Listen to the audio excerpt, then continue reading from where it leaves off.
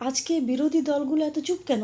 আজকে বিরোধী দল মমতা বন্দ্যোপাধ্যায় বুদ্ধদেব ভট্টাচার্যের বিরুদ্ধে সিঙ্গুরের আন্দোলন করে, বুদ্ধদেব ভট্টাচার্য একটি ভদ্রলোক ছিলেন বলে তাকে সেই সময় লকআপে ভরে রাখেনি, আন্দোলন চালিয়ে সৎ মানুষের সদ্ব্যবহার করে সে মুখ্যমন্ত্রী হয়ে গেছে। কিন্তু আজকে সে এতটা কারাপ্টেড, মানে এত বাজে বাজে কাজ করছে, সে এই আরজি কর এত বড় একটি নোংরা ঘটনার সাথেও জড়িত, এবং জড়িত না থাকলেও এই ঘটনাটিকে ছাপানোর চেষ্টা করে চলেছে প্রতিনিয়ত। আর আমাদের রাজ্যের বিরোধী দলগুলোকে দেখো, মানে এদেরকে দেখেই আজকে অসহায় লাগছে সত্যি।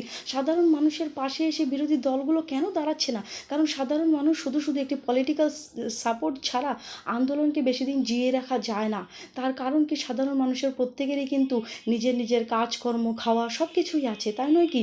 তাই পার্টির এবং পলিটিক্যাল পার্টির সাপোর্ট প্রয়োজন, সকলেরই প্রয়োজন।